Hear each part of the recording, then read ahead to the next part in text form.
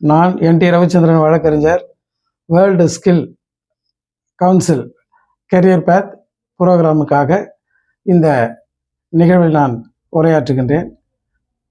Life கேரியரில் நான் என்னுடைய எஜுகேஷனை ஸ்டார்ட் பண்ணது, என்னுடைய தாயார் ஃபஸ்ட் ஸ்டாண்டர்டில் என்னை சேர்க்குறாங்க. சேந்தமங்கலம் பஞ்சாயத்து யூனியன் நடுநிலைப் பள்ளியில் என்னுடைய எஜுகேஷன் கேரியரை நான் ஸ்டார்ட் பண்ணுறேன். 8ஆம் வகுப்பு வரைக்கும் சேந்தமங்கலம் பள்ளியில் படிக்கிறேன். 8ஆம் வகுப்பு முடிஞ்ச பிறகு அதுக்கப்புறம் அரக்கோணம் அரசினர் ஆண்கள் மேல்நிலைப் பள்ளியில் +2 முடிச்சுட்டு அதுக்கப்புறம் சென்னை விவேகானந்தா கல்லூரியில் பிஏ படிக்கிறேன். அதுக்கப்புறம் அண்ணாமலை யூனிவர்சிட்டியில் எம்ஏ பண்ணுறேன். அதுக்கப்புறம் திருச்சிராப்பள்ளியில் லா காலேஜில் பிஎல் முடிச்சுட்டு அதுக்கப்புறம் என்னுடைய என்னுடைய ப்ரொஃபஷனல் கேரியரை நான் ஸ்டார்ட் பண்ணுறேன். 1987 நான் என்னுடைய கல்லூரி படிப்பை முடிச்சுட்டு 1990 நான் என்ரோல்மெண்ட் பண்ணுறேன். என்ரோல்மெண்ட் பண்ண அந்த தேதியிலிருந்து இது நாள் வரைக்கும் இந்த வழக்கறிஞர் பணியை தவிர வேறு எந்த தொழிலையும் நான் எடுத்து செய்ததில்லை. எந்த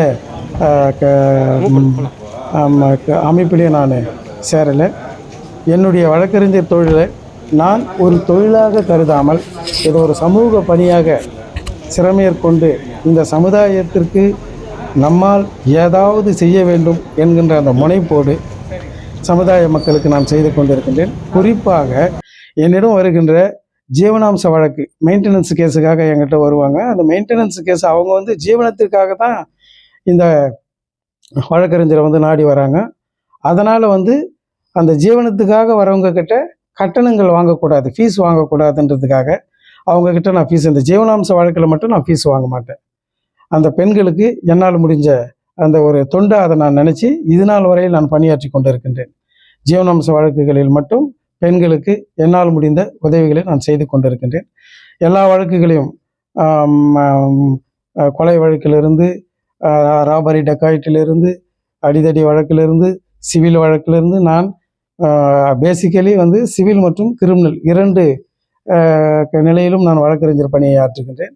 என்னுடைய வழக்கறிஞர் தொழிலை பொறுத்தவரையில் நான் இந்த வழக்கறிஞர் தொழிலுக்கு ஒரு நியாயத்தை சேர்க்க வேண்டும் என்கின்ற முனைப்போடு மிகவும் கடினமாக உழைத்து நான் இந்த 2 துறையிலும் நான் இது நாள் வரையில் என்னுடைய பணியை ஆற்றி கொண்டு வருகின்றேன்.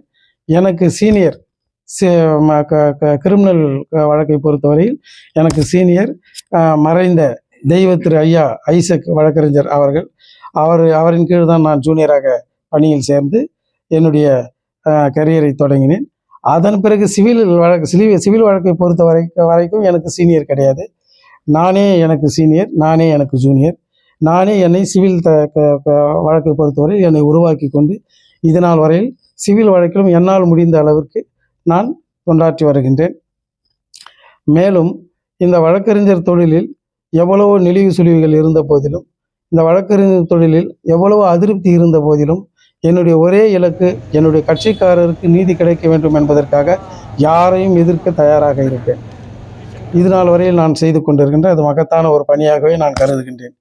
என்னை நாடி வருகின்ற வழக்கறிஞர் வாடிக்கையாளர்களுக்கு அது நியாயமாக இருக்கும் பட்சத்தில், அவர்கள் உண்மையாக இருக்கும் பட்சத்தில், அவருடைய ஆவணங்கள் உண்மையாக இருக்கும் பட்சத்தில், நல்ல மனிதர்களாக இருக்கும் பட்சத்தில், நியாயத்திற்காக போராடுகின்றவர்களாக இருக்கும் பட்சத்தில் அந்த நபர்களுக்காக நான் மகத்தாக செயல்பட்டு கொண்டு வருகின்றேன். அவர்களுக்கு நீதியை வாங்கி கொடுக்க நான் போராடி வருகின்றேன் இது நாள் வரையும் எந்தவித தொய்வும் இல்லாமல். அதேபோல் என்னிடத்தில் வருகின்ற விவாகரத்து வழக்குகளில் கணவன் மனைவி கூடுமான வரைக்கும் என்னால் முடிந்த நியாயமான சட்ட ஆலோசனைகளை அவர்களுக்கு வழங்கி அவர்களுக்கு நல்லது கெட்டது 2 தரப்பிலும் அவர்களுக்கு நான் நல்ல ஆலோசனைகள் வழங்கி அவர்களுடைய மனமாற்றத்தை ஏற்றுக்கொள்ளுகின்ற வகையில் அவர்களுக்கு நான் புத்திமதிகளை சொல்லி அவர்களை மீண்டும் அந்த விவாகரத்து வழக்கிலிருந்து பின்வாங்கி அவர்கள் சேர்ந்து ஒரு நல்ல குடும்ப வாழ்க்கையை, குழந்தைகளோடு நல்ல குடும்ப வாழ்க்கையை வாழ்வதற்கு நான் அறிவுரை வழங்கி சேர்த்து வைத்திருக்கின்றேன்.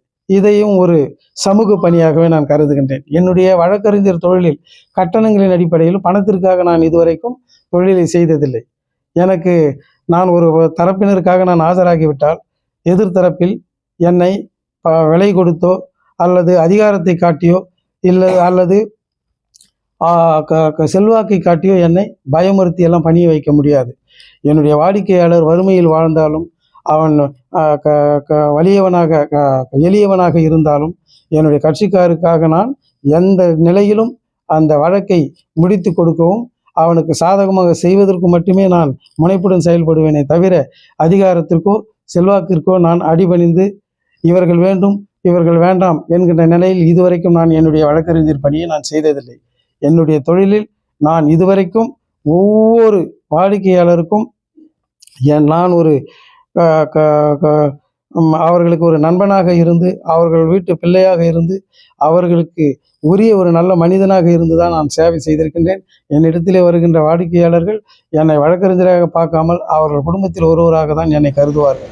அந்த அளவிற்கு தான் நான் இன்று வரைக்கும் நான் வாடிக்கையாளர்களை கையாண்டு இருக்கின்றேன்.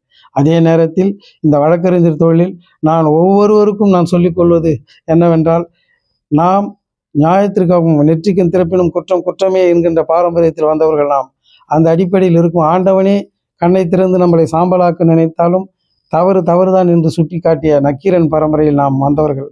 அந்த தமிழ் வழியில் வந்த நாம் நீதிக்காக தன் மகனை தேர்காலிலிட்டு கொன்ற மனுநீதி சோழனின் வழியில் வந்த நாம் ஓரளவிற்கு மனசாட்சிக்கும் நியாயத்திற்கும் தர்மத்திற்கும் சட்டத்திற்கும் நீதிக்கும் உட்பட்டு இந்த சமுதாயத்திற்கு தொண்டாற்ற வேண்டும் என்பதை என்னுடைய தலையாய கடமையாக நான் கருதுகின்றேன். அதுபோலதான் ஒவ்வொருவரும் இருக்க வேண்டும். என்னுடைய அலுவலகத்தில் இருக்கின்ற ஜூனியர் வழக்கறிஞர்கள் அவர்களுக்கும் நான் சொல்லுகின்ற ஆலோசனைகள் இதுவாகத்தான் இருக்கும்.